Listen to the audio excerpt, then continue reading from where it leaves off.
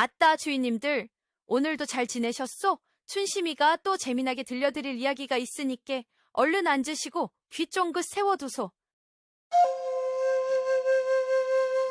자, 주인님들. 오늘 이 춘심이가 풀어낼 이야기 보따리는 일하기는 죽기보다 싫고 노는 것은 꿀보다 달다는 한 게으름뱅이에 대한 사연이랍니다.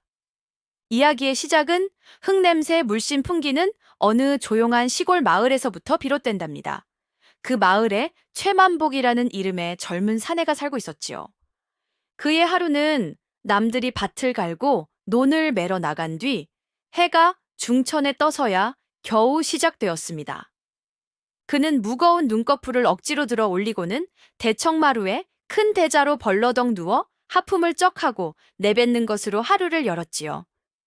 그의 눈에 땀 흘려 일하는 이웃들의 모습은 그저 어리석고 미련해 보일 뿐이었습니다. 저리 뼈 빠지게 일한들, 쌀 한 톨 더 생기나, 고기 한 점 더 생기나, 인생 뭐 있나, 편안한 게 장땡이지. 그의 아내 분이는 그런 남편을 볼 때마다 속이 터져 하루도 조용할 날이 없었습니다. 분이는 동트기 전부터 일어나 밥을 짓고, 밭에 나가 김을 메고, 저녁이면 길쌈까지 하는 그야말로 억척스럽고 생활력 강한 여인이었습니다. 그녀가 흙투성이가 되어 집으로 돌아왔을 때 만복이 마루에 누워 하품이나 하고 있는 모습을 보면 그녀의 속에서는 천불이 나다 못해 용암이 끓어오르는 듯 했지요. 이 인간아, 해가 엉덩이에 걸렸는데 아직도 이불 속이요? 당신은 손이 없소, 발이 없소? 내가 뼈 빠지게 벌어온 쌀로 밥술이나 뜨려면 최소한 마당이라도 쓸고 물이라도 길어다 놓아야 사람의 도리가 아니요. 하지만 만복은 그런 아내의 잔소리에 눈 하나 깜짝하지 않았습니다. 그는 오히려 하품을 쩍하며 되레 큰 소리를 쳤지요. 아이고, 허리야. 어제 나무 몇 개 했다고 온몸이 쑤시는구먼. 밥은 아직 멀었소? 시장에서 쓰러지겠네. 그 뻔뻔하고 능청스러운 태도에 분이는 기가 막혀 말문이 막힐 지경이었습니다. 그녀의 인생 최대의 실수는 번지르르한 외모와 그럴싸한 말솜씨에 속아 저런 게으름뱅이와 혼인한 것이라고. 그녀는 매일 밤 눈물로 한탄했지요. 만복의 게으름은 온 동네방네 모르는 이가 없을 정도였습니다. 마을 공동으로 길을 보수하는 날이면 그는 배가 아프다는 핑계로 드러누웠고, 모내기철에는 허리가 아프다며 엄살을 피웠습니다. 그는 어떻게 하면 일을 덜 할까, 어떻게 하면 더 편하게 놀고 먹을까 하는 잔꾀를 부리는 데에만 그의 비상한 머리를 쓸 뿐이었지요. 그렇게 만복은 성실하게 땀 흘려 일하는 것의 소중함은 모른 채 그저 하루하루를 빈둥거리며 아내의 등골을 빼먹는 한심한 사내로 살아가고 있었습니다. 만복의 집에서는 매일 아침 똑같은 전쟁이 반복되었답니다. 그 전쟁의 시작은 늘 아내분이의 우렁찬 잔소리였지요. 이 인간아, 일어나시오. 옆집 돌쇠의 아범은 벌써 밭 한 떼기를 다 갈았다는데 당신은 대체 언제까지 잠만 잘 것이오? 분이는 곤히 잠든 만복의 등짝을 사정없이 내리치며 고함을 질렀습니다. 하지만 만복은 이불을 머리끝까지 뒤집어 쓴 채 앓는 소리를 내며 꼼짝도 하지 않았지요. 아이고 분이야, 어젯밤부터 온몸이 으슬으슬한 것이 아무래도 내가 몸살이 단단히 든 모양이오. 오늘은 아무래도 꼼짝 못하겠으니 나 대신 밭에 좀 다녀와 주시오. 그의 그 뻔한 거짓말에 분이의 속은 또 한 번 뒤집혔습니다. 몸살, 당신은 360날 몸살이 아닌 날이 없지. 소도 당신보다는 부지런하겠소. 저 외양간의 누렁소도 새벽같이 일어나 밭을 가는데 당신은 소보다 못한 인간이야. 소보다 못한 인간. 그 말은 분이가 만복에게 하는 가장 심한 욕이자 가장 자주 하는 잔소리였습니다. 처음에는 그 말에 발끈하기도 했던 만복이었지만 이제는 하도 많이 들어서 귓등으로도 듣지 않았지요. 결국 분이는 포기한 듯 한숨을 푹 내쉬고 홀로 호미를 챙겨 밭으로 향했습니다. 그녀가 집을 나서는 것을 확인한 만복은 그제야 이불 속에서 슬그머니 고개를 내밀었지요. 그의 얼굴에는 아픈 기색이라고는 찾아볼 수 없었고, 오히려 아내를 골탕 먹였다는 생각에 실없는 미소가 걸려 있었습니다. 그는 아내가 차려놓은 아침밥을 깨 눈 감추듯 먹어치우고는 슬그머니 지게를 지고 집을 나섰습니다. 마치 이제라도 바치를 하러 가는 것처럼 말이지요. 하지만 그가 향한 곳은 밭이 아니었습니다. 그의 발걸음은 마을이 훤히 내려다 보이는 뒷산의 시원한 정자로 향하고 있었지요. 그곳은 만복의 비밀 아지트였습니다. 그는 정자 마루에 큰 대자로 벌러덩 드러누워 땀 흘려 일하는 마을 사람들을 내려다보며 혀를 찼습니다. 쯧쯧, 저 미련한 것들. 저리 힘들게 일하면 쌀이 나오나 돈이 나오나 나처럼 머리를 써야지, 머리를. 그는 시원한 바람을 맞으며 달콤한 낮잠에 빠져들었습니다. 그가 꿈속에서나마 부지런히 밭을 갈았는지는 며느리도 모를 일이지요. 해가 서산으로 기울어 아내분이가 돌아올 시간이 되면 그는 부랴부랴 정제서 내려왔습니다. 그리고는 일부러 자신의 얼굴과 옷에 흙을 묻히고 땀이라도 흘린 것처럼 이마에 물을 바른 뒤 집으로 돌아갔지요. 아이고, 분이야, 나 죽네. 오늘 하루 종일 밭을 갈았더니 허리가 끊어질 것 같구먼. 그는 마치 세상에서 가장 힘든 일을 하고 온 사람처럼 엄살을 부리며 아내가 차려주는 저녁상을 받아 먹었습니다. 분이는 남편의 그 뻔한 꼼수를 알면서도 차마 모른 척 속아줄 수밖에 없었지요. 그렇게 만복은 자신의 게으름을 합리화하고 아내의 잔소리를 피하기 위해 하루하루를 거짓말과 꼼수로 채워나가고 있었습니다. 그는 자신의 삶이 참으로 지혜롭고 편안하다고 생각했지요. 하지만 얕은 꾀는 언젠가 반드시 그 대가를 치르는 법이랍니다. 그날도 만복은 바치를 하러 가는 척 아내를 속이고 어김없이 뒷산 정자로 향했답니다. 그는 마루에 벌러덩 드러누워 콧노래를 흥얼거리며 달콤한 낮잠을 청하려 했지요. 그런데 바로 그때 그의 귓가에 낯선 목소리 하나가 들려왔습니다. 허허, 젊은이가 참으로 팔자가 좋아 보이는구먼. 이 좋은 날에 일은 하지 않고 잠만 자려 하니 말이오. 만복이 깜짝 놀라 고개를 들어보니 정자 기둥에 기대어 웬 낯선 노인 하나가 자신을 물끄러미 내려다보고 있었습니다. 노인은 허름한 삼벗을 입고 머리에는 삿갓을 썼으며 손에는 긴 지팡이를 짚고 있었지요. 내 보기에는 자네 얼굴에는 일하기 싫다는 네 글자가 큼지막하게 쓰여 있는 듯한데 말이오. 노인의 그 정곡을 찌르는 말에 만복은 얼굴이 화끈 달아올랐습니다. 그는 이 노인이 평범한 늙은이가 아님을 자신의 속내를 훤히 꿰뚫어 보고 있음을 직감했지요. 노인은 만복의 옆에 앉아 지팡이로 바닥을 툭툭 치며 아주 솔깃한 질문을 던졌습니다. 젊은이, 내가 자네의 소원을 들어줄 수도 있는데 혹 정말로 일하지 않고 평생을 배불리 먹고 편안하게 살고 싶은 마음은 없는가?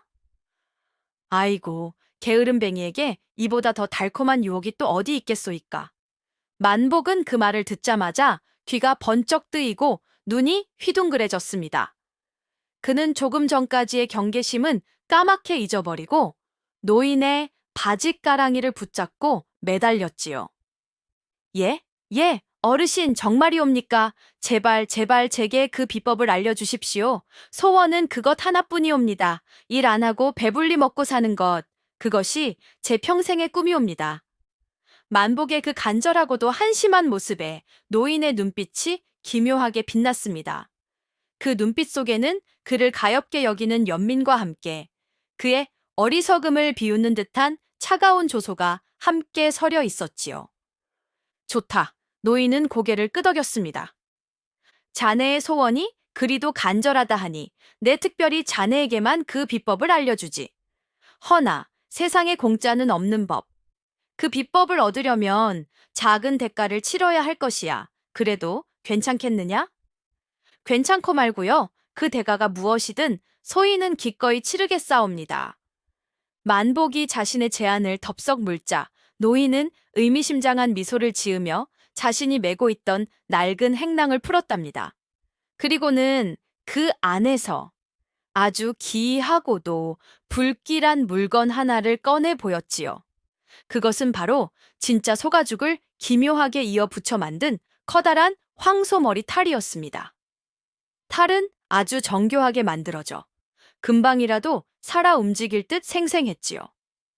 커다란 뿔은 위협적으로 구부러져 있었고 유리구슬로 만든 눈알은 섬뜩한 빛을 내고 있었습니다. 만복은 그 흉측한 탈을 보고는 저도 모르게 주춤거리며 뒤로 물러섰습니다. 어르신, 이것은 대체 무엇이옵니까? 노인은 그 탈을 만복의 앞에 내려놓으며 나직이 말했습니다. 이것이 바로 내가 너에게 줄 비법이니라. 예? 이 탈이 비법이라니요? 그렇다. 노인은 지팡이로 탈을 가리키며 설명했습니다. 이 탈을 머리에 쓰기만 하면 네가 그토록 바라던 대로 일하지 않고도 편히 쉴 수 있는 그런 편안한 삶을 살 수 있게 될 것이다. 만복은 그 말의 진짜 의미를 알아채지 못했습니다. 그는 그저 편안한 삶이라는 달콤한 부분에만 귀가 솔깃했지요. 정말이옵니까? 이 탈을 쓰기만 하면 제가 더 이상 아내의 잔소리를 듣지 않고 땀 흘려 일하지 않아도 된단 말이옵니까? 그렇고 말고 내가 보증하지. 노인의 목소리에는 거부할 수 없는 기묘한 힘이 실려 있었습니다. 하지만 노인은 한 가지 중요한 경고를 덧붙이는 것을 잊지 않았습니다. 단, 이 비법에는 아주 중요한 금기가 하나 있다. 이 탈을 쓴 뒤에는 무슨 일이 있어도 결코 뒤를 돌아보아서는 아니 된다. 만약 그 금기를 어기는 날에는 너는 영원히 원래의 모습으로 돌아올 수 없게 될 것이니 부디 명심하여라. 만복은 뒤를 돌아보지 말라는 그 기이한 경고를 그저 신비로운 비법에 을에 따라붙는 허풍쯤으로 대수롭지 않게 여겼습니다. 그의 머릿속은 이미 일하지 않고 편안하게 살아갈 자신의 미래에 대한 황홀한 상상으로 가득 차 있었기 때문이지요. 아내가 소처럼 일하라고 구박했는데 이제 나는 소보다 더 편한 상팔자가 되겠구나. 하하하. 그는 더 이상 망설이지 않았습니다. 그는 노인의 손에서 마치 귀한 보물이라도 되는 듯 그 소가죽 탈을 덥석 받아 들었지요. 노인은 만족스러운 듯 고개를 끄덕이며 마지막 지시를 내렸습니다. 좋다. 이제 저기 마을 어귀에 있는 가장 큰 느티나무 뒤로 가거라. 그리고는 아무도 보지 않는 것을 확인하고 이 탈을 머리에 쓰도록 하여라. 그러면 너의 새로운 삶이 시작될 것이다. 그 말을 끝으로 노인은 지팡이를 짚고 홀연히 숲속으로 사라져 버렸습니다. 마치 처음부터 그곳에 없었던 사람처럼 만복은 자신의 손에 들린 소가죽 탈을 보며 벅찬 기대감에 가슴을 부풀렸습니다. 그는 자신의 인생이 이제 막 지루하고 고된 노동의 굴레에서 벗어나 영원한 안식과 풍요의 땅으로 들어서는 것이라고 굳게 믿었지요. 신비로운 노인이 사라지자 만복은 한달음에 정제서 내려와 마을 어귀에 있는 커다란 느티나무를 향해 달려갔답니다.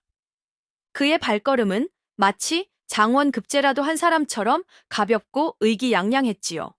그는 자신의 지긋지긋한 가난과 아내의 지겨운 잔소리로부터 마침내 해방될 수 있다는 생각에 심장이 터질 듯이 부풀어 올랐습니다.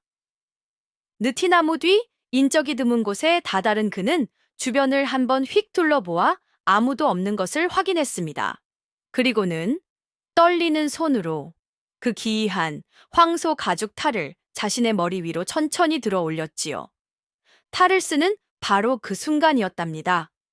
아! 만복의 입에서 인간의 것이라고는 믿기 힘든 끔찍한 비명이 터져 나왔습니다. 온몸의 뼈가 으스러지고 살이 뒤틀리는 듯한 상상조차 할 수 없는 극심한 고통이 그의 전신을 덮쳤습니다. 그의 등은 산처럼 굽어지고 팔다리는 통나무처럼 굵고 단단하게 변해갔습니다. 그의 손과 발은 딱딱한 발굽으로 변해 땅을 긁었고 그의 입은 길게 튀어나왔으며 머리에서는 단단하고 위협적인 뿔이 돋아났습니다. 그의 온몸은 거칠고 누런 털로 뒤덮였고 그의 목소리는 더 이상 사람의 것이 아니었습니다. 모든 변화가 끝났을 때 그곳에는 더 이상 게으름뱅이 총각 최만복이 없었습니다. 그 자리에는 커다랗고 힘센 황소 한 마리가 당혹스러운 눈으로 제 몸을 내려다보며 어쩔 줄을 몰라 하고 있을 뿐이었습니다. 그는 충격과 공포에 휩싸였습니다. 이게 무슨 일이란 말인가? 나는 소가 되었어. 그는 자신의 의지와는 상관없이 내 발로 땅을 딛고 서 있어야만 했습니다. 그는 미친 듯이 소리를 지르려 했지만 그의 입에서 터져나온 것은 음매 하는 구슬프고도 절박한 소 울음소리뿐이었지요. 그는 노인의 경고를 떠올렸습니다. 결코 뒤를 돌아보아서는 아니 된다. 어쩌면 뒤를 돌아보면 이 끔찍한 마법에서 풀려날 수 있을지도 모른다. 그는 필사적으로 자신의 등 뒤를 돌아보려 애썼습니다. 하지만 그의 몸은 마치 보이지 않는 쇠사슬에 묶이기라도 한 듯 그의 의지를 전혀 따르지 않았습니다. 그의 목은 뻣뻣하게 굳어 오직 앞만 보도록 고정되어 있었지요. 그가 공포와 절망 속에서 몸부림치고 있을 때 어디선가 노인이 다시 나타났습니다. 노인은 변해버린 만복의 모습을 보고도 조금도 놀라는 기색 없이 그저 차가운 눈으로 그를 내려다볼 뿐이었습니다. 노인은 익숙한 솜씨로 만복의 코에 거칠고 아픈 콧뚜레를 꿰었습니다. 그리고는 굵은 밧줄을 콧뚜레에 묶어 그를 거칠게 끌어당겼지요. 자, 이제 새로운 주인을 만나러 가야지. 네가 그토록 바라던 일하지 않고 배불리 먹고 사는 삶을 살게 해주실 아주 좋은 주인이시란다. 노인의 목소리에는 한치의 온기도 담겨 있지 않았습니다. 만복은 그제야 깨달았습니다. 자신이 얼마나 어리석은 유혹에 넘어갔는지를. 그는 눈물을 흘리며 음매 하고 애원했지만 노인은 그의 울부짖음을 외면한 채 그를 우시장이 있는 읍내를 향해 무정하게 끌고 가기 시작했습니다. 노인에게 끌려가는 길은 만복에게 있어 그야말로 지옥과도 같았답니다. 그는 네 발로 평생 걸어본 적 없는 험하고 먼 길을 걸어야만 했지요. 딱딱한 발굽은 금세 닳아 피가 났고 콧뚜레는 그가 저항할 때마다 콧속을 파고들어 찢어질 듯한 고통을 안겨주었습니다. 그는 길가에서 땀 흘려 일하는 농부들을 보았습니다. 예전 같았으면 미련한 것들이라며 비웃었을 그들의 모습이 지금 그의 눈에는 너무나도 부럽고 그리운 풍경으로 보였습니다. 아, 나도 저들처럼 두 발로 땅을 딛고 내 손으로 땀 흘리며 일할 수만 있다면. 마침내 하루 해가 저물 무렵 두 사람은 소를 사고 파는 사람들로 북적이는 시끌벅적한 우시장에 도착했습니다. 노인은 만복을 시장 한가운데에 있는 말뚝에 묶어놓고는 여기서 얌전히 기다리고 있거라. 곧 너의 새 주인이 나타날 것이다. 라는 말을 남기고 어디론가 사라져 버렸지요. 만복은 수많은 사람들 앞에서 한낱 팔려갈 운명의 짐승이 되어 수치심과 공포에 떨어야만 했습니다. 사람들은 그의 주변으로 몰려와 그의 등을 두드려보고 이빨을 들춰보며 마치 물건값을 흥정하듯 그의 몸을 평가했지요. 이놈, 꽤나 실하게 생겼군. 밭을 가는 데에는 힘 꽤나 쓰겠어. 아니, 보아하니 늙은 소 같은데 쟁기질이나 제대로 하겠소? 만복은 나는 사람이요, 나는 짐승이 아니란 말이요 하고 외치고 싶었지만 그의 입에서는 그저 불안하고 구슬픈 음매 하는 소리만이 새어나올 뿐이었습니다. 해가 완전히 저물어 시장이 파할 무렵이었습니다. 마침내 한 늙은 농부가 그의 앞에 멈춰 섰지요. 농부는 허리가 굽고 얼굴에는 깊은 주름이 가득했으며 손은 평생의 고된 노동으로 투박하게 갈라져 있었습니다. 하지만 그의 눈빛만은 우직하고 선량한 빛을 띠고 있었지요. 농부는 만복의 등을 한번 쓰다듬어 주고는 그의 눈을 물끄러미 들여다보았습니다. 이놈, 눈에 눈물이 그렁그렁한 것을 보니 꽤나 영물인 모양이로구나. 농부는 품에서 쌈짓돈을 꺼내 소 주인에게 헐값을 치르고 만복을 샀습니다. 그렇게 만복은 김영감이라는 새로운 주인을 만나 자신의 새로운 삶, 즉 소의 삶을 시작하게 된 것입니다. 김영감은 만복의 고삐를 잡고 자신의 집이 있는 작은 산골 마을을 향해 밤길을 걷기 시작했습니다. 만복은 낯선 주인에게 끌려가며 이제 자신의 인생이 완전히 끝났다고 생각했지요. 그는 아내 분이의 얼굴을 떠올렸습니다. 지금쯤 자신을 찾아온 동네를 헤매고 있을 그녀를 생각하니 가슴이 미어지는 듯한 슬픔과 후회가 밀려왔습니다. 그의 커다란 눈에서 뜨거운 눈물이 굵은 방울이 되어 흙먼지 날리는 길바닥 위로 뚝뚝 떨어지고 있었답니다. 아이고, 게으름의 대가가 이토록 끔찍하고 비참할 줄을 이 가여운 사내가 어찌 알았겠소이까. 김영감의 집은 산중턱에 외따로 떨어져 있는 작은 밭을 일구며 살아가는 가난한 화전민의 집이었답니다. 만복은 그 집의 낡고 냄새나는 외양간에 갇혀 낯선 곳에서의 첫날 밤을 뜬 눈으로 지새워야 했지요. 그는 이 모든 것이 끔찍한 악몽이기를, 아침에 눈을 뜨면 아내분이가 차려준 밥상이 있는 자신의 반기기를 간절히 바랐습니다. 하지만 다음날 새벽, 동이 트기도 전에 그를 깨운 것은 아내의 잔소리가 아닌 김영감의 아들이 휘두르는 거친 채찍질이었습니다. 이놈의 소가 아직도 잠을 자 어서 일어나 밭 갈러 가야지. 만복은 영문도 모른 채 거친 손길에 이끌려 밭으로 끌려 나갔습니다. 그리고 그의 어깨에는 태어나서 처음 보는 무겁고 거대한 쟁기가 얹혔지요. 그날부터 만복이 그토록 꿈꾸던 일하지 않고 편히 사는 삶의 진짜 모습이 펼쳐졌습니다. 하지만 그것은 그가 상상했던 것과는 너무나도 다른 끔찍한 지옥이었습니다. 그는 해가 뜨기 전부터 해가 질 때까지 단 한순간도 쉬지 않고 무거운 쟁기를 끌며 딱딱하게 굳은 밭을 갈아야만 했습니다.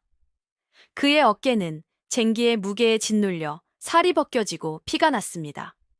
그의 네 다리는 돌멩이와 나무 뿌리에 채여 온통 상처투성이가 되었지요.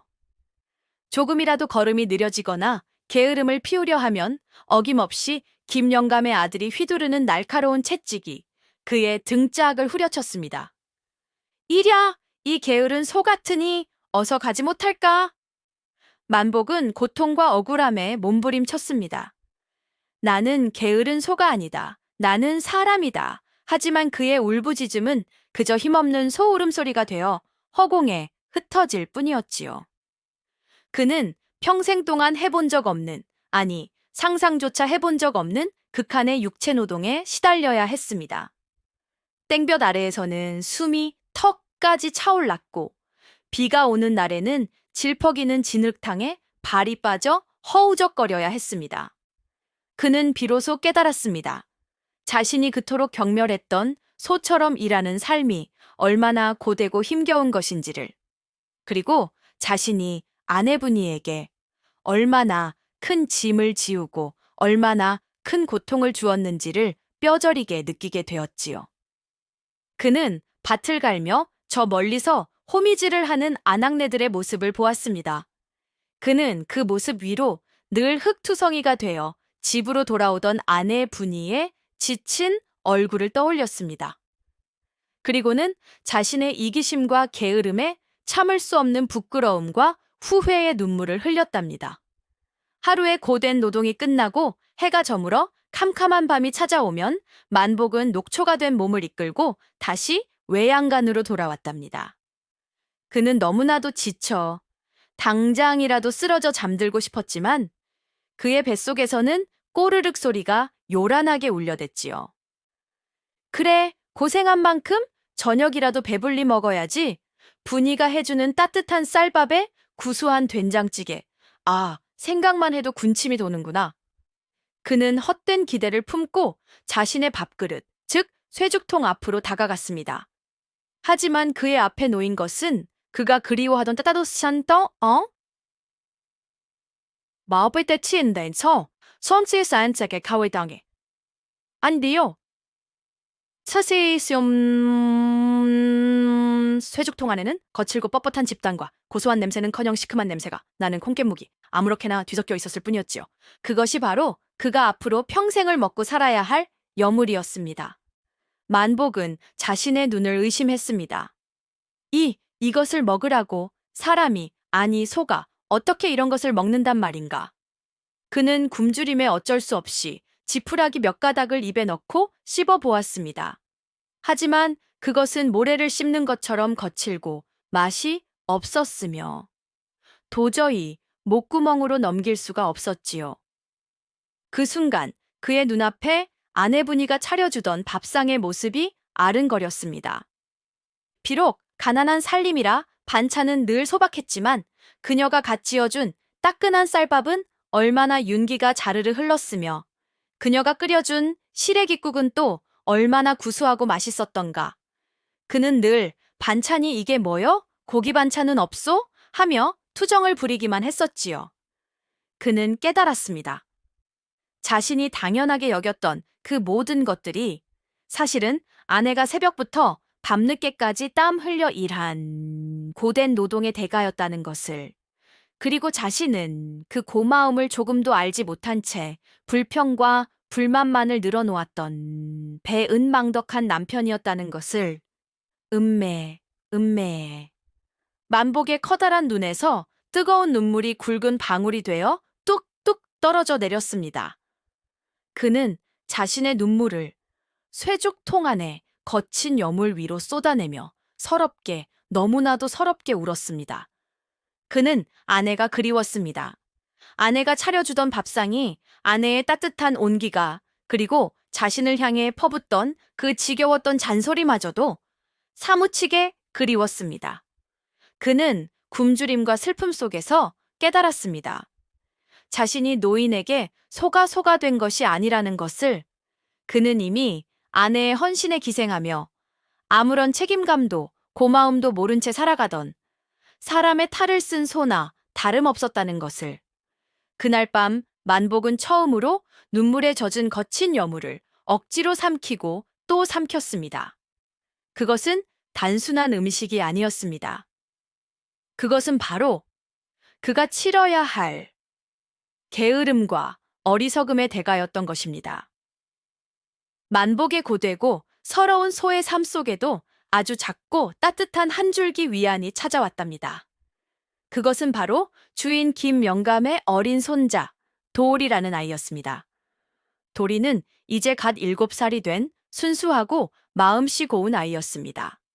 그는 할아버지가 새로 데려온 이 커다란 누렁소를 조금도 무서워하거나 짐승 취급하지 않았지요. 오히려 그는 깊은 슬픔이 담긴 누렁소의 커다란 눈망울을 보고는 그에게 누렁이라는 정겨운 이름을 붙여주고 자신의 유일한 친구로 삼아주었습니다. 모두가 잠든 깊은 밤이 되면 도리는 어른들 몰래 등불 하나를 들고 외양간으로 찾아오곤 했습니다. 그리고는 만복의 등을 부드럽게 쓰다듬어주며 그날 있었던 소소한 일들을 제잘제잘 이야기해 주었지요. 누렁아, 오늘 밭일하느라 힘들었지? 내가 아까 봤는데 아버지가 자꾸 채찍질해서 너 많이 아팠겠다. 내가 내일은 아버지한테 그러지 말라고 꼭 말해줄게. 누렁아, 내가 오늘 서당에서 천자문을 배웠는데 하늘천, 따지, 하고. 근데 너무 어려워서 혼났어. 너는 글자 같은 거 몰라도 되니까 좋겠다. 만복은 말을 할 수가 없었기에 그저 고개를 끄덕이거나 따뜻한 콧김을 뿜어주는 것으로 아이의 말에 대답을 대신했습니다. 도리의 그 순수한 위로는 짐승으로 변해버린 자신의 처지에 절망하고 있던 만복의 마음에 아주 큰 울림을 주었습니다. 도리는 종종 자신의 품속에서 무언가를 주섬주섬 꺼내 만복의 입에 넣어주곤 했습니다. 누렁아, 이거 먹어. 집단만 먹으면 맛없잖아. 이건 비밀이야. 알았지? 만복은 도리가 주는 음식을 눈물을 삼키며 받아 먹었습니다. 만복은 도리의 작은 머리를 자신의 커다란 머리로 부드럽게 비벼주며 고마움을 표현했습니다. 그는 생각했지요.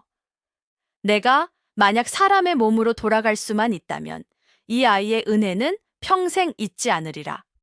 그리고 내 아내분이에게, 그리고 앞으로 내가 만날 모든 사람들에게 나 또한 이 아이처럼 따뜻한 마음을 가진 사람이 되리라. 그러던 어느 맑은 오후였습니다. 만복은 여느 때처럼 김영감의 밭에서 마지막 볕단을 나르고 있었지요. 그때 저 멀리 밭둑 길을 따라 웬 낯선 아낙네 하나가 무언가를 애타게 찾는 듯 이곳저곳을 기웃거리며 걸어오고 있는 모습이 그의 눈에 들어왔습니다. 처음에는 그저 지나가는 나그네이겠거니 했습니다.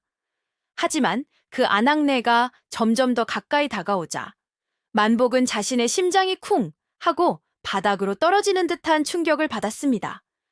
그 아낙네는 바로 자신이 꿈속에서도 그토록 그리워하던 아내분이었던 것입니다. 분이의 모습은 예전과는 많이 달라져 있었습니다. 곱던 얼굴은 볕에 그을리고 수심에 가득 차 반쪽이 되어 있었으며 입고 있는 옷은 해지고 낡아 있었습니다. 그녀는 아마도 갑자기 사라져버린 남편을 찾아 온 나라를 헤매고 다녔던 것이 틀림없었지요. 분이야. 만복은 저도 모르게 그녀의 이름을 목 놓아 부르짖었습니다. 하지만 그의 입에서 터져나온 것은 음매 하는 더욱더 구슬프고 절박한 소 울음소리뿐이었습니다. 그의 울음소리에 놀랐는지 분이가 잠시 걸음을 멈추고 그가 있는 밭 쪽을 쳐다보았습니다. 두 사람의 시선이 아주 잠시 허공에서 마주쳤습니다. 만복은 그녀를 향해 달려가고 싶었지만 그의 발은 땅에 묶인 듯 꼼짝도 하지 않았습니다. 분이의 눈에 그는 그저 밭에서 일하는 평범한 누렁소 한 마리로 보였을 것입니다. 그녀는 잠시 그를 쳐다보다가 이내 깊은 한숨을 내쉬고는 다시 고개를 돌려 자신의 갈 길을 갔습니다. 그녀의 지친 어깨가 가을 햇살 아래 너무나도 외롭게 떨리고 있었지요. 만복은 멀어져 가는 아내의 뒷모습을 그저 만견자실하게 바라볼 수밖에 없었습니다. 그는 소리 없이 뜨거운 눈물을 흘렸습니다. 이제는 후회조차 할 수 없는 자신의 어리석은 선택이 자신뿐만 아니라 가장 사랑하는 사람까지 이토록 불행하게 만들었다는 사실에 그의 가슴은 갈기갈기 찢어지는 듯 했습니다. 그는 자신의 코에 걸린 콧뚜레와 자신의 등에 남은 채찍 자국이 얼마나 끔찍한 죄의 낙인인지를 깨달았습니다. 그는 결심했습니다. 만약 기회가 주어진다면, 만약 단 한 번이라도 다시 사람으로 돌아갈 수 있는 기회가 주어진다면, 그는 자신의 남은 평생을 오직 아내분이를 위해 그녀의 눈에서 눈물을 닦아주는 데에만 바치리라고. 아내분이의 수척한 모습을 목격한 그날 이후 만복의 마음속에서는 거대한 변화의 폭풍이 일었답니다. 그는 소의 눈을 통해 자신이 그토록 외면하고 경멸했던 세상의 진짜 모습을 아주 고통스럽고도 겸허하게 마주하기 시작했지요. 그는 밭을 갈며 새벽 이슬을 맞으며 밭으로 나오는 농부들의 모습을 보았습니다. 그들의 얼굴에는 밤새 잠을 설친 피곤함이 가득했지만 그들의 눈빛에는 오늘 하루의 수확에 대한 소박한 기대와 가족을 먹여 살려야 한다는 굳건한 책임감이 함께 서려 있었습니다. 그는 땡볕 아래에서 허리가 끊어질 듯한 고통을 참아가며 김을 매는 아낙네들의 모습을 보았습니다. 그들의 손과 발은 투박하게 갈라져 있었지만 그들의 입에서는 힘든 노동의 고통을 잊으려는 듯 구성진 노랫가락이 흘러나오고 있었지요. 그는 부끄러웠습니다. 자신은 그동안 그 숭고한 노동을 비웃으며 어떻게든 그 의무에서 벗어나려는 잔꾀만 부려왔으니 자신이야말로 짐승보다도 못한 존재가 아니었는가. 그는 자신이 아내에게 했던 모든 말과 행동들을 떠올리며 깊은 후회에 몸을 떨었습니다. 그녀가 땀 흘려 차려준 밥상을 맛이 없다고 투정 부렸던 일, 그녀가 밤새워 지어준 새 옷을 촌스럽다며 쳐다보지도 않았던 일, 그리고 무엇보다 힘들게 일하고 돌아온 그녀에게 따뜻한 위로의 말 한마디는커녕 오히려 짜증과 불평만을 늘어놓았던 자신의 그 이기적이고 어리석었던 모습들. 만복은 밭고랑의 얼굴을 묻고 소리 없이 울었습니다. 그는 자신이 잃어버린 것이 단순히 사람의 몸뿐만이 아니라는 것을 깨달았습니다. 그는 사랑하는 아내의 믿음을 그리고 한 인간으로서의 존엄과 가치를 모두 제 손으로 내팽개쳐 버렸던 것입니다. 그는 더 이상 사람으로 돌아가 예전처럼 편안하게 살고 싶다는 헛된 꿈을 꾸지 않았습니다. 그는 그저 이 소의 몸으로 남아 자신의 죄를 씻을 수 있기를, 그리고 언젠가 아내분이를 다시 만나 내가 잘못했다는 그 한마디 말이라도 전할 수 있기를 간절히 바랄 뿐이었습니다. 만복이 깊은 자기 성찰의 시간을 보내는 동안 그의 유일한 벗이었던 어린 손자 도리는 변함없이 매일 밤 그를 찾아와 주었답니다. 도리는 만복의 등을 쓰다듬어주며 자신의 할아버지, 즉 만복의 주인인 김영감에 대한 이야기를 들려주곤 했지요. 그리고 그 이야기를 통해 만복은 또 한 번의 큰 깨달음을 얻게 되었습니다. 누렁아, 우리 할아버지는 말이야, 원래부터 이 땅의 주인이 아니었대. 도리의 이야기에 따르면 김영감 역시 젊은 시절에는 남의 땅을 부쳐먹고 사는 가난한 소작농에 불과했다고 합니다. 하지만 그는 누구보다도 성실하고 우직했지요. 그는 황무지를 개간하여 밭을 만들고 밤낮으로 땀 흘려 일해 10년 만에 마침내 자신만의 작은 땅 한 떼기를 마련할 수 있었다고 합니다. 사람들은 모두 저 땅은 돌멩이뿐이라 농사를 지을 수 없는 버려진 땅이라고 했대. 하지만 할아버지는 포기하지 않으셨어. 10년 동안 매일같이 밭에 돌을 골라내고 땀으로 거름을 주셨지. 저기 저 밭에 흙 한 줌, 돌멩이 하나에 우리 할아버지의 피와 땀이 모두 스며들어 있는 거야. 도리는 자랑스러운 표정으로 김영감이 평생을 바쳐 일군 그 넓은 밭을 가리켰습니다. 만복은 그 밭을 바라보며 할 말을 잃었습니다. 그래서 우리 아버지가 늘 말씀하셔. 할아버지는 평생을 소처럼 일해서 우리 가족을 먹여 살리고 이 황무지를 옥토로 바꾸셨다고 말이야. 소처럼 일한다. 그 말이 거대한 망치가 되어 만복의 머리를 내리쳤습니다. 그는 그 말을 아내분이가 자신을 경멸하고 모욕하기 위해 퍼붓는 세상에서 가장 끔찍한 욕설이라고만 생각해 왔습니다. 그는 자신의 주인 김영감의 주름진 얼굴과 투박하게 갈라진 손을 떠올렸습니다. 그리고 그 모습 위로 늘 지쳐있던 아내분이의 얼굴이 겹쳐 보였지요. 그리고 자신은 그들의 그 숭고한 희생에 기생하여 빈둥거리기만 했던 한심한 기생충에 불과했던 것입니다. 만복이 진정한 소의 마음으로 거듭나 하루하루를 묵묵히 밭을 갈며 속죄의 시간을 보내던 어느덧 풍요롭던 가을이 지나고 찬 바람이 부는 겨울이 다가오고 있었답니다. 가을 거디가 모두 끝나 텅 빈 밭에는 하얀 서리가 내리기 시작했지요. 이제 밭을 갈 일이 없어지자 만복은 대부분의 시간을 외양간에서 보내게 되었습니다. 하지만 그는 더 이상 예전처럼 빈둥거리지 않았습니다. 하지만 그가 아무리 성실하게 일한다 한들 그는 이제 더 이상 젊고 힘센 소가 아니었습니다. 지난 1년 동안의 고된 노동으로 그의 몸은 눈에 띄게 쇠약해져 있었고 걸음걸이 또한 예전 같지 않게 힘이 없어 보였지요. 어느 날 저녁 만복은 외양간에 누워 있다가 주인 김영감과 그의 아들이 나누는 대화를 우연히 엿듣게 되었습니다. 아버님, 이제 저 누렁이도 늙어서 내년 봄에 밭을 갈기는 힘들어 보입니다. 기력이 많이 쇠한 것 같습니다. 아들의 목소리에는 안타까움이 묻어 있었습니다. 김영감은 깊은 한숨을 내쉬며 대답했지요. 그러게나 말이다. 올 한 해 우리 집 농사를 짓느라 고생이 많았는데 쯧쯧 불쌍한 것. 바로 그때 아들의 입에서 만복의 심장을 얼어붙게 만드는 무서운 말이 흘러나왔습니다. 아버님, 이왕 이렇게 된 것, 더 기력이 빠지기 전에 저 늙은 소를 우시장에 내다 팔아 고깃값이라도 받는 것이 어떻겠사옵니까? 그 돈으로 내년 봄에 젊고 힘센 새 소를 한 마리 드려야지요. 고깃값 그 한마디가 비수처럼 날아와 만복의 심장에 박혔습니다. 그는 온몸이 차갑게 식는 듯한 생애 처음 느껴보는 극심한 공포에 휩싸였습니다. 그렇구나. 이것이 바로 늙고 병든 소의 운명이구나. 평생을 주인에게 충성하고 헌신했지만 쓸모가 없어지면 결국에는 도살장에 끌려가 한낱 고깃덩어리가 되어 생을 마감하게 되는 것. 그는 죽음이 두려웠습니다. 아직 아내분이를 다시 만나 용서를 구하지도 못했는데 이대로 비참하게 죽을 수는 없었습니다.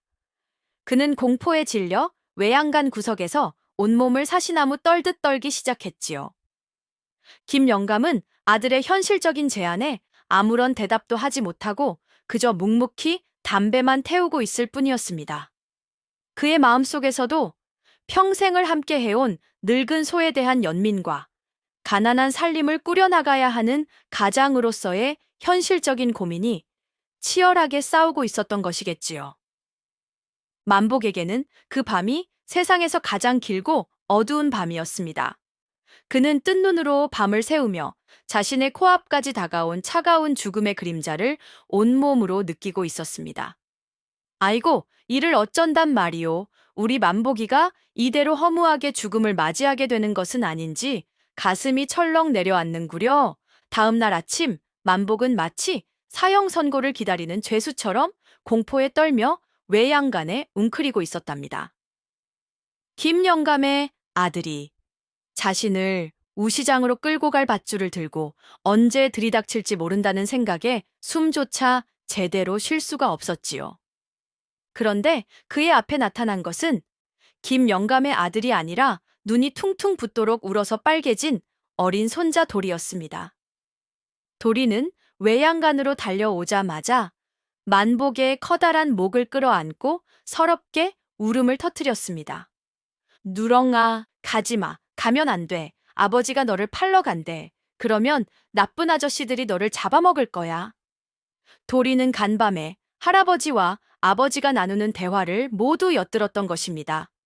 그는 자신의 유일한 친구인 누렁이가 도살장에 끌려가 죽게 될 것이라는 사실을 알고는 밤새도록 이불 속에서 눈물을 흘렸던 것이지요. 만복은 자신을 끌어안고 우는 이 작은 아이를 보며 가슴이 미어지는 듯한 슬픔을 느꼈습니다. 그는 도리의 작은 등을 자신의 커다란 머리로 부드럽게 비벼주며 말없이 그를 위로해 주었습니다. 잠시 뒤 김 영감이 무거운 표정으로 외양간에 들어섰습니다. 그의 손에는 만복을 끌고 갈 굵은 밧줄이 들려 있었지요. 그는 손자의 우는 모습을 보고는 차마 발길이 떨어지지 않는 듯 착잡한 표정으로 서 있을 뿐이었습니다. 그때 도리가 할아버지의 바짓가랑이를 붙잡고 눈물로 애원하기 시작했습니다. 할아버지, 제발, 제발 우리 누렁이를 죽이지 말아주세요. 네, 누렁이는 제 친구란 말이에요. 누렁이가 없으면 저는 이제 누구랑 놀아요. 도리는 땅바닥에 주저앉아 통곡하며 할아버지에게 매달렸습니다. 제가 앞으로는 밥도 안 남기고 다 먹을게요. 할아버지 말씀도 잘 듣고 서당 공부도 열심히 할게요. 그러니 제발 우리 누렁이만은 팔지 말아주세요. 제가 크면 제가 돈 벌어서 할아버지께 더 좋은 소 사드릴게요. 제발요, 할아버지. 어린 손자의 그 진심 어린 눈물과 기특하고도 애처로운 약속에 평생을 무뚝뚝하게 살아온 김 영감의 눈시울마저 붉게 물들었습니다. 그는 손에 들고 있던 밧줄을 땅바닥에 힘없이 떨어뜨렸지요. 그는 손자의 곁에 쪼그려 앉아 눈물을 닦아주며 힘겹게 입을 열었습니다. 도리야, 할애비도 그러고 싶지 않단다. 허나 우리 집 형편에 일 못하는 늙은 소를 계속 먹여 살릴 수는 없는 노릇이 아니냐. 우리도 먹고 살아야지. 그날 밤 만복은 외양간에 누워 깊은 고뇌에 빠져 있었답니다. 자신을 위해 울어준 어린 도리와 자신 때문에 갈등하는 주인 김 영감을 보며 그는 더 이상 이 집의 짐이 되어서는 안 되겠다고 생각했지요. 그렇게 모든 것을 체념하고 쓸쓸한 죽음을 각오하며 희미하게 잠이 들었을 때였습니다. 그의 꿈속에 아주 오랜만에 그에게 소가 되는 탈을 주었던 그 신비로운 노인이 나타난 것이 아니겠소. 노인은 예전과 똑같은 모습으로 지팡이를 짚고 그의 앞에 서 있었습니다. 하지만 그의 눈빛은 예전의 그 차가운 조소가 아닌 어딘지 모르게 따뜻하고 인자한 빛을 띠고 있었지요. 만보가 노인이 그의 이름을 불렀습니다. 네, 이제 지난날의 어리석음을 깊이 뉘우쳤느냐. 만복은 꿈속에서 눈물을 흘리며 고개를 끄덕였습니다. 그는 노인의 앞에 엎드려 자신의 모든 과오를 참회하고 용서를 빌었습니다. 노인은 그런 만복을 자비로운 눈으로 내려다보며 말했습니다. 고통이야말로 인간을 가장 크게 성장시키는 스승이니라. 너는 소의 몸을 빌어 비로소 진정한 인간의 도리를 깨닫게 되었구나.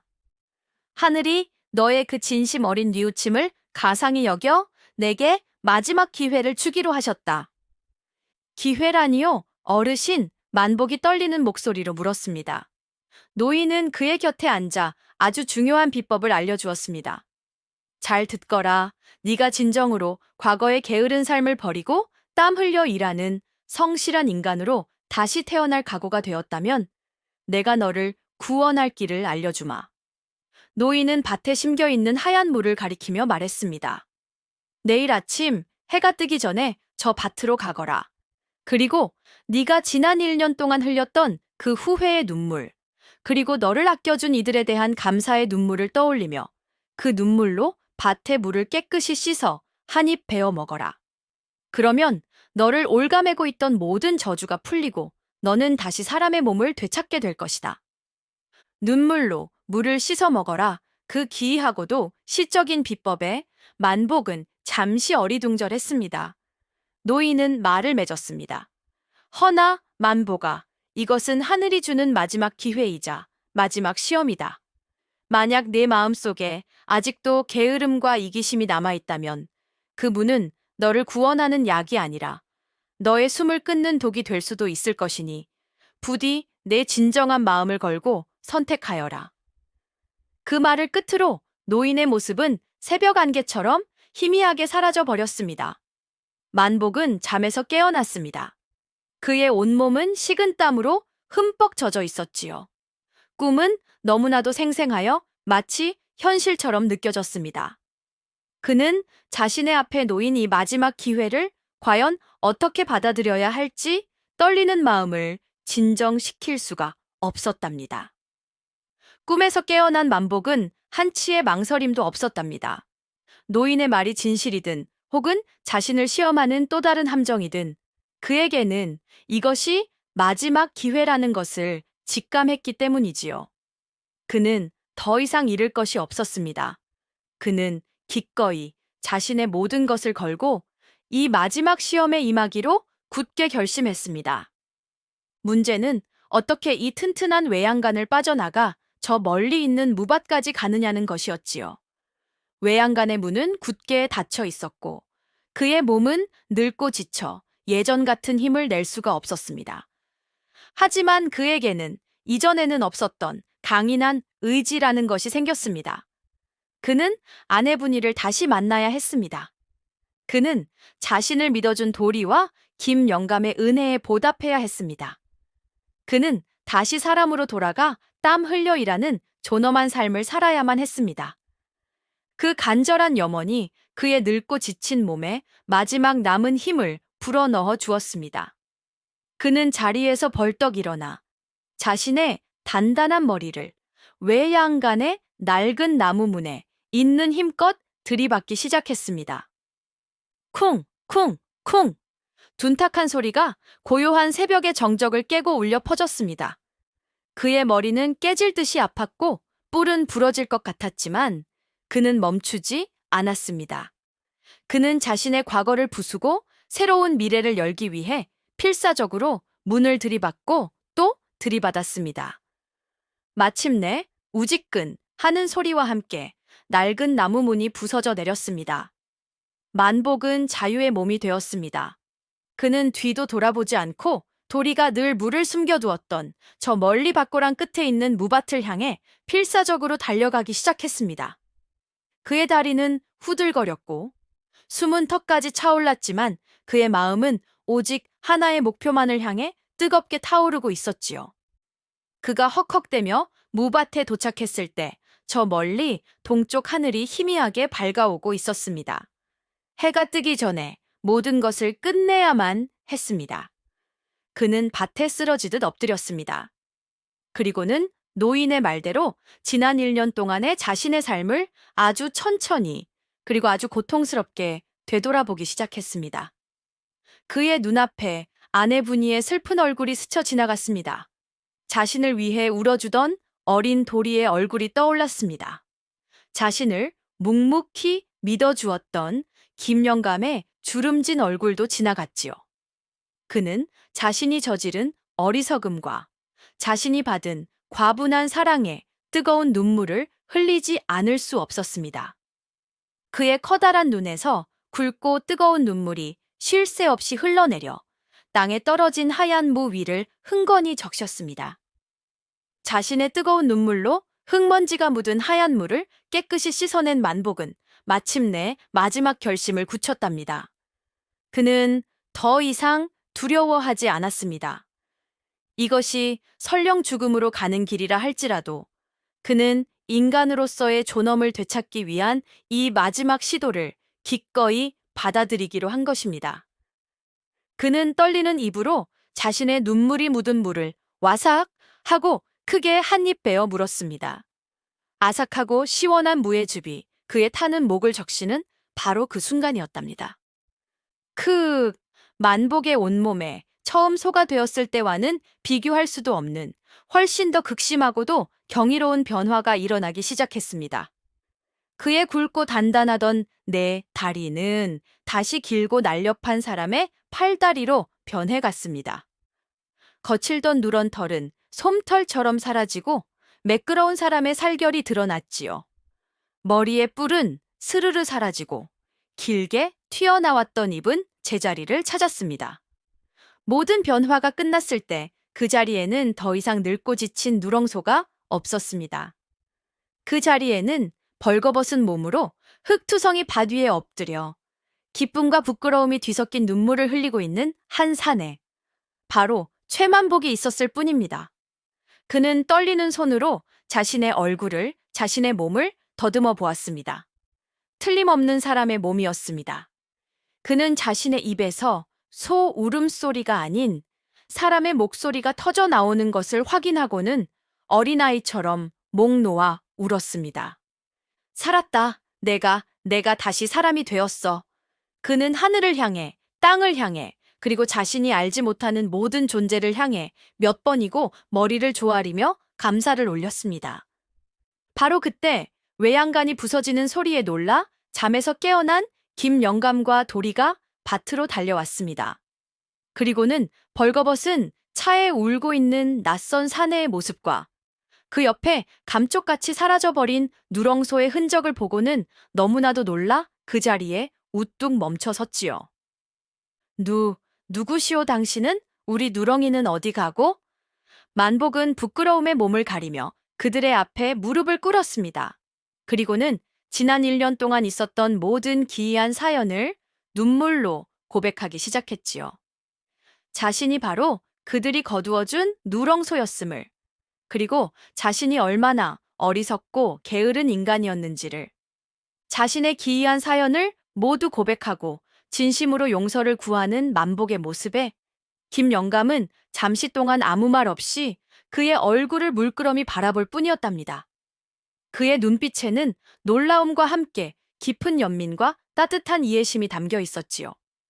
한참의 침묵 끝에 김영감은 조용히 만복의 곁으로 다가가 그의 어깨를 두드려주며 나직이 말했습니다.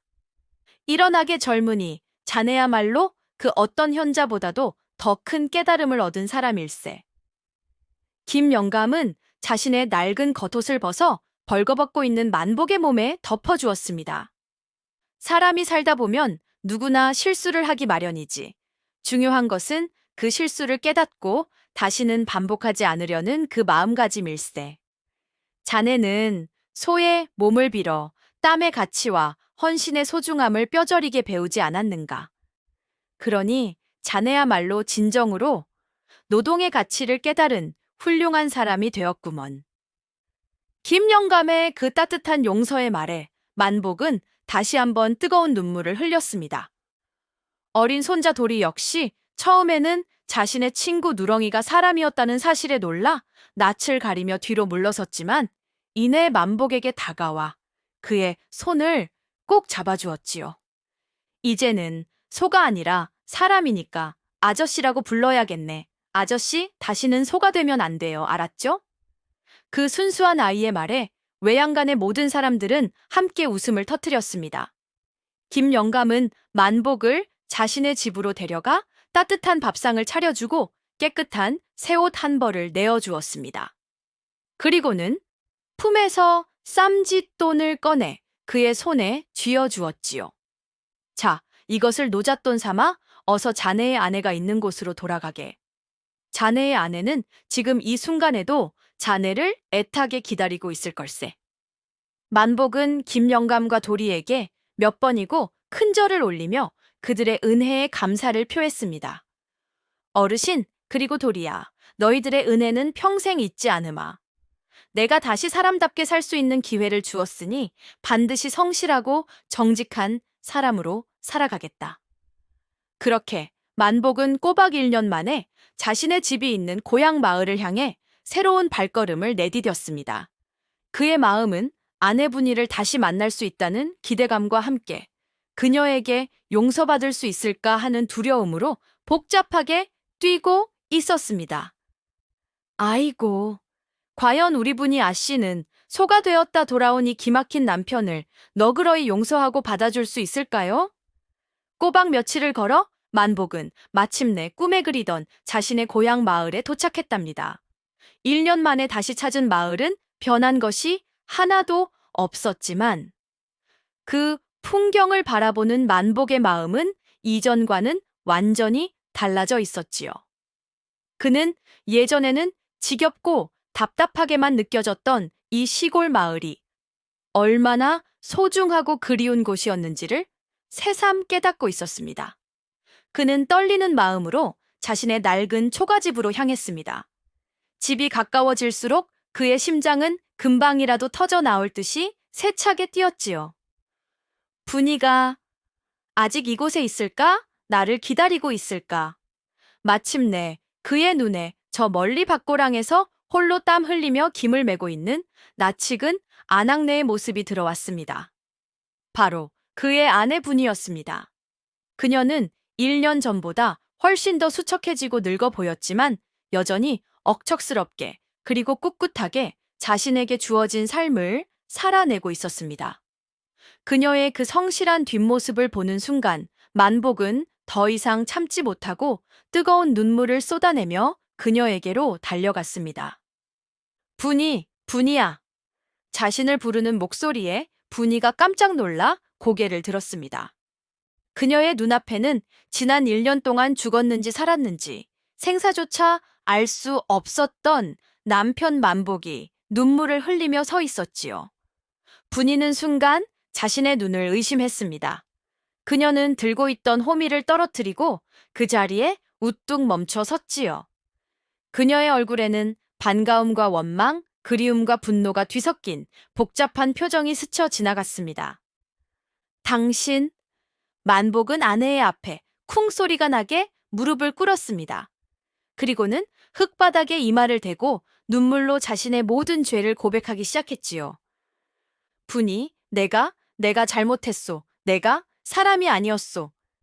그는 자신이 얼마나 게으르고 어리석었는지, 그녀의 헌신과 사랑을 얼마나 하찮게 여겼는지, 그리고 그 벌로 자신이 어떤 끔찍한 시련을 겪었는지를 하나도 숨김없이 모두 털어놓았습니다. 나는 정말로 소가 되었소. 그리고 소가 되어서야 비로소 당신이 나에게 늘 하던 그 말이 얼마나 무서운 진실이었는지를 깨달았소. 내가 정말로 소보다 못한 놈이었소. 여보, 제발 이 죄인을 용서해 주시오. 그는 어린아이처럼 아내의 바짓가랑이를 붙잡고 서럽게, 너무나도 서럽게 울었습니다. 분이는 남편의 그 믿을 수 없는 고백을 아무 말 없이 끝까지 다 들어주었습니다. 그녀는 처음에는 이 인간이 또 무슨 해괴한 거짓말을 하는가 하고 생각했지만 그의 눈물 속에 담긴 진심, 어린 뉘우침과 이전과는 비교할 수 없을 만큼 깊고 성숙해진 그의 눈빛을 보고는 모든 것을 이해하고 용서하게 되었습니다. 그녀는 말없이 자신의 거친 손으로 남편의 얼굴에 묻은 눈물과 흙먼지를 닦아주었습니다. 그리고는 나지기 하지만 따뜻한 목소리로 말했지요. 일어나시오 서방님, 집에 갑시다. 따뜻한 밥 지어드리겠습니다. 그 한마디에 만복의 지난 1년간의 모든 고통과 서름이 봄눈 녹듯 스르르 녹아내리는 듯 했답니다. 집으로 돌아온 만복은 그날 이후 완전히 새로운 사람으로 다시 태어났답니다. 그는 더 이상 해가 중천에 떠야 일어나는 게으름뱅이 최만복이 아니었지요. 그는 누구보다도 먼저 동이 트기도 전에 일어나 아내를 위해 아궁이에 불을 지피고 아침상을 차리는 것으로 하루를 시작했습니다. 그리고는 아내가 차에 말리기도 전에 스스로 쟁기를 짊어지고 밭으로 향했지요. 그의 밭 가는 솜씨는 그 어떤 숙련된 농부보다도 더 훌륭했습니다. 그는 이미 소의 몸으로 밭에 흙 한 줌, 돌멩이 하나의 감초까지 온몸으로 익혔기 때문이지요. 그는 묵묵히 그리고 즐겁게 땀 흘려 밭을 갈았습니다. 땀 방울이 그의 등을 적실 때마다 그는 자신이 살아있음을 그리고 인간으로서 존엄한 삶을 살고 있음을 느끼며 깊은 희열을 느꼈다고 합니다. 그는 더 이상 아내에게 큰 소리를 치거나 불평을 늘어놓지 않았습니다. 오히려 밭에서 돌아온 아내를 위해 따뜻한 물을 데워 그녀의 발을 씻겨주고 거칠어진 손을 주물러주며 그녀의 노고에 진심으로 감사하는 세상에서 가장 다정한 지아비가 되었지요.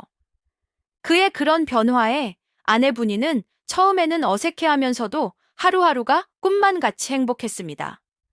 그녀의 입에서는 더 이상 잔소리가 아닌 웃음소리가 떠나지 않았고 두 사람의 낡은 초가집에는 이전에는 없었던 따뜻하고 행복한 기운이 가득 찼습니다. 마을 사람들 역시 만복의 놀라운 변화에 혀를 내둘렀습니다. 처음에는 저러다 며칠이나 가겠나 하고 반신반의했지만 그의 성실함이 1년, 2년 계속되자 모두가 그를 칭찬하고 인정하기 시작했지요. 아이고, 최 서방이 소가 한 번 되더니 진짜 사람이 다 되었네. 그렇고 말고 이제는 우리 마을에서 제일 가는 성실한 농부요. 사람들은 그를 볼 때마다 농담 반 진담 반으로 그렇게 말하곤 했습니다. 하지만 만복은 그 말을 들을 때마다 기분 나빠하기는커녕 오히려 세상에서 가장 영광스러운 칭찬을 들은 듯 환하게 웃으며 대답했다고 합니다. 예, 맞습니다. 저는 소에게서 인생을 배웠습니다. 그렇게 소처럼 일한다는 말의 진정한 의미를 깨달은 게으름뱅이 총각은 자신의 과오를 뉘우치고 성실한 땀의 가치를 실천하며 사랑하는 아내와 함께 그 누구보다도 행복하고 충실한 삶을 오래오래 살아갔다고 하더이다. 자, 주인님들, 오늘 춘심이가 들려드린 누렁소의 눈물 이야기는 여기까지랍니다. 부디 주인님들께서도 편안함만을 좇는 어리석음을 경계하시고 성실한 땀방울 속에서 진정한 행복을 찾으시기를 이 춘심이가 간절히 바라겠소이다. 다음에 또 재미난 이야기 보따리 들고 찾아뵙겠습니다. 고맙소이다.